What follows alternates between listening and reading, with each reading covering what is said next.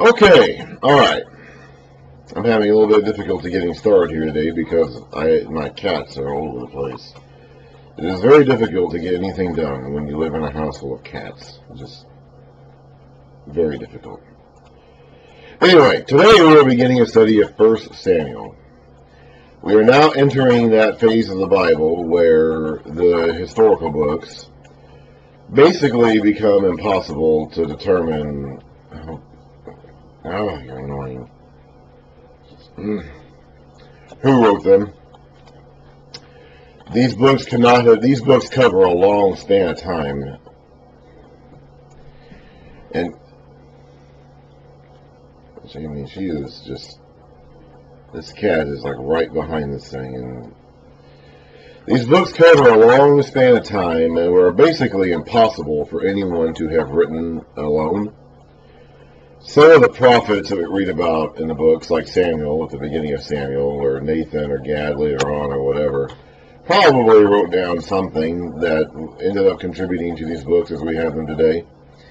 Later on, the book of Chronicles, when we get to that, which is a different spin on the book of Kings, we're going to read about these, specifically about some of these other documents and sources that the guy who wrote Chronicles used. And even in the book of Kings, they will talk about the records of the kings themselves that contain more information. They haven't gone to us today. It'd be nice to have this information today, but we don't. So we're in this phase now where it's basically impossible to parse through and determine exactly who wrote what, because these books are going to be made up of parts of other documents that have long since been lost to us. And at some point, somewhere along the way, different editors, redactors, copyists, whatever, compiled this information into the documents that we now have. We're not going to be getting into the kings just yet, because Samuel himself is not going to be a king. He's in fact going to be the last judge. But we are nearing the era of the kings. And by the time we get through 1 Samuel, we will be into the era of the kings, with Saul and then David coming. This is also the part of the scriptures where we're not going to, well, not really through 1 Samuel, but after 1 Samuel, we're going to be kind of no longer reading the books in straight linear sequence. For the most part, until now, we have read the books basically in the order in which they appear in our English Bibles.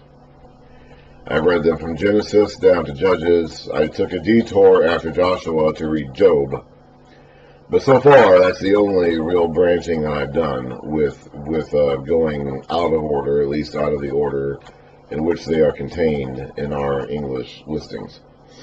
That is going to change once I move on from 1 Samuel into 2 Samuel, because now we're going to be starting to branch off into these different, the prophets come along now. Now the kingship is going to be established, the prophets are going to come along.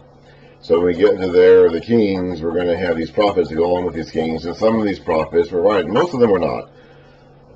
But some of these prophets were writing prophets, and some of the writing prophets, here we go, we still have. So we're going to be kind of veering off. And the prophets, the message of the prophets, this is a bit of a preview for when we get there a little bit later. It's rooted very, it's really hard to understand. In fact, it's impossible to properly understand the message of the prophets without understanding the context in which they came and spoke. So to really get the meaning of Isaiah or Ezekiel or Daniel or Jeremiah or any of the shorter prophets, you do need to know as best you can where to place them in their historical time, place, context. Because they speak in very figurative language, and they have a very different style of speaking than we do today. So if we're going to understand the prophets, we need to do everything we can to understand the situation in which they lived and in which they spoke. So we do that by reading through the history books and finding out where these prophets fit in. Some of them are clearer than others. Some of them are not very clear. Some of them are very clear. And then we will detour and read the prophets, and we will know how to fit that prophet in the context in which he appears in the history. That's a little bit from now. We're not going to be getting to that until we get there. And then also the Psalms. We're going to be getting down to King David. David wrote, or at least is credited with writing a good number of the Psalms. So we'll be veering off to the Psalms once we get to the time of David. Solomon wrote a number of books. There's a number of books in our Bibles that have Solomon's name attached to them. So once we get through Solomon, we'll be looking at Proverbs and Ecclesiastes and Song of Songs. So this is going to be entering now, not really with 1 Samuel. 1 Samuel is going to be straightforward pretty much from start to finish. But once we get done with 1 Samuel and the 2 Samuel, we get to Lifetime, and also with the Chronicles.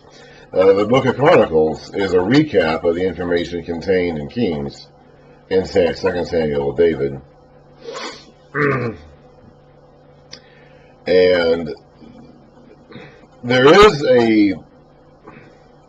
are two ways to go about it. We could read Chronicles later, which is kind of where it is meant to be. Like the Chronicles are actually the last books in the Jewish Bible, the Jewish Old Testament. They actually arrange those books last.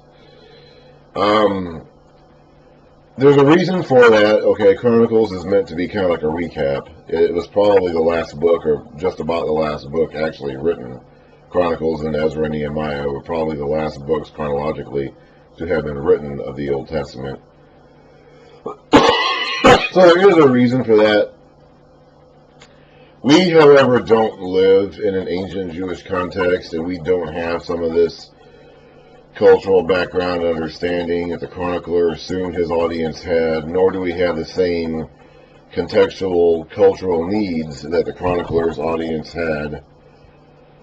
So we'll get to that later. So we might veer off and read because Chronicles gives us more information about David and the rest of the Judahite kings that we don't find in Kings. That can help us understand the context and some of the events of Kings that we don't get from Samuel or Kings. So I'll probably, we'll be doing a lot of that from now on. Once we get through 1 Samuel. 1 Samuel is still not going to have that. We're going to be reading 1 Samuel basically from start to finish. But once we get past that and we get into the breakdowns of the Kings and David onward, we're going to start doing a lot of veering off, and we're not going to be reading it in straight up order like we have basically been doing so far. So anyway, that's a bit of a preview for how this study is going to be changing in the near future. So let's talk about 1 Samuel itself, and Samuel himself as a character. The books of 1 and 2 Samuel, of course, would have originally been one book, Samuel. The books of 1 and 2 Kings would have originally been one book, Kings. I have heard that some people think Samuel and Kings themselves were originally one book. I haven't read a lot about that. I'm not sure. I don't really know, honestly, why Samuel is called Samuel. The book, Samuel, his name is Samuel, because Samuel as a character only appears at the beginning of it. He's not even in 2 Samuel at all. It seems to me like if you're going to name it after the main character, it would be more accurately called David, since David ends up being the main character of the books of Samuel. But Samuel is the one who anoints David and Saul before him, so I guess that's why. It doesn't really matter, honestly. The books of Samuel are basically where we get the story of David. His story is repeated in 1 Chronicles as well. Samuel himself is going to be coming along at the very end of the Judges period, and will transition from the Judges to the monarchy. Samuel will be the last judge. He will anoint the first two kings of Israel, Saul and David, and will be responsible for transitioning Israel from a loosely affiliated group of tribes to a united kingdom. Not really united. I mean, there's some question about how united they really were. They split the two kingdoms pretty early after they became a kingdom. So there's always some question of just how united they really were, even at their most united. But at least they'll be more united than they were in the period of the Judges, when it was pretty much every man for himself, every man does what he sees fit, what is right in his own eyes. Probably really, honestly, it's every tribe for themselves, because it's a very tribal-based society. And we're going to be kind of changing that under the career of Samuel. Samuel is an interesting figure. He is a judge, like I mentioned. He is a prophet. He is going to be the person who kind of changes the office of the prophet as well. In addition to being the last judge, Samuel will also be the first of what we would call the Old Testament prophets, the ones who come along and speak the word of the Lord to the king of the nation. He's going to be the first one of these kinds of guys since Moses. Moses was a prophet who spoke the direct oracle of the Lord to the people. And Samuel is going to be the next one in that line. Now, Samuel himself is not the only spokesman that God has had since Moses. In fact, we'll read in 1 Samuel about the seers that Israel had between Moses and Samuel. But the seers, the people who spoke for God in the interim between Moses and Samuel, seem to have been very local in nature. Very local in their mission and in their ministry. Samuel is going to change that and be more of a national figure, and then prophets after him are going to be more national in nature, and in fact they're going to be kind of like the right hand man of the king. Okay, the prophets that we're going to read about later on are going to be advisors to the king primarily, and those are the ones who write the books that we have, or who really become very prominent in the pages of the kings. And so Samuel is the one who kind of makes that transition as well. He transitions the prophet, the office of the prophet, away from being like a local seer to being like this national spokesman who speaks the oracles of God directly to the king. And Samuel also seems to function as a priest. His lineage, his genealogy is given in 1 Chronicles.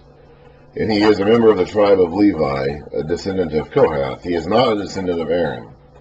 So he is not genealogically a blood priest. Now he may be adopted. It's possible he was adopted by the high priest of the book of, let me try it again. It is possible that he was adopted as a legal heir, a legal son of Eli, the high priest under whom he served at the beginning of his life. And he may have had some claim to the priesthood that way. I'm not honestly sure how that works. I don't read anything in the books of Moses about priests becoming priests through adoption. So I don't know. And we don't really read about Eli adopting him. So I don't know. Okay, that is something, I don't know. But he does seem to serve as a priest. We see him offer sacrifices multiple times throughout the book of 1 Samuel. We see him rebuke Saul for offering sacrifices without him, which is a thing that will happen again later on in the days of King Uzziah, many years later, where Uzziah offered sacrifices without the officiating priest being there, and he got rebuked for that. So it seems as though Samuel is conducting himself like a priest, even though he's actually not of the Aaronic line of priests. I don't really know exactly how that worked. Again, he may have been adopted by Eli, became a legal priest through adoption. Or maybe it was just a specific time in their history. You know, God will condemn the house of Eli and take the priesthood away from them. We'll read about that early in the book of 1 Samuel. And maybe for just a narrow, and there, you know, the tabernacle at Shiloh is going to be trampled. The Ark of the Covenant is going to be stolen from Shiloh, or lost, I should say, for a number of years, and will not be actually brought back to Shiloh. So it could be that as long as there is no Ark of the Covenant, there is no sacrificial. I just don't know. And maybe in that context, Samuel serves as a priest because the sacrificial system isn't operating as intended anyway. I don't know. It could be that Samuel got like a special exemption to serve as a priest in this specific window of time as Israel transitions from a tribal confederacy to a monarchy, and he's the prophet and judge and the point man for that, and he was given the role of a priest for that window of time to help facilitate that. I really just don't know. What I do know is that it very much seems like Samuel was operating as a priest during these days, legitimately a priest during these days, even though, as we'll find out in 1 Chronicles, he is not of the line of priests. And I don't, and there doesn't seem to be a problem with that. Like that his work as a priest seems to be Cat, I just do not like you sitting here like this. I just don't. You make me very uncomfortable. His work as a priest seems to be legitimate, seems to be accepted, not questioned or rebuked by God. So I don't know. Somehow or another, he is able to do that. So Samuel essentially functions as a priest, a prophet, and a judge, which is a ruler, a stand-in for a king. The only other person in Scripture who does that is Jesus himself. Well, I guess you could say Melchizedek. We don't know if Melchizedek was a prophet, though. Melchizedek, way back in Genesis, was a priest and a king. And of course, I don't want you, I just don't move. Yeah, go over there. Man, oh man, oh man. And it's the Melchizedek priesthood, the Jesus priesthood we base off of, not the Aaronic priesthood. In the Aaronic priesthood, no one person could be both priest and king.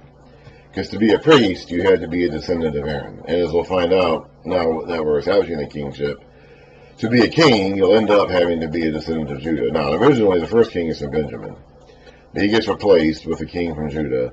And from that point onward, the king has to come from the tribe of Judah. So, and you can't be from both Judah and Levi, or Aaron specifically. You can't be from both. So no one person can be both priest and king. Melchizedek in Genesis was priest and king way back in the day. The king of Salem in the days of Abraham, he was priest and king.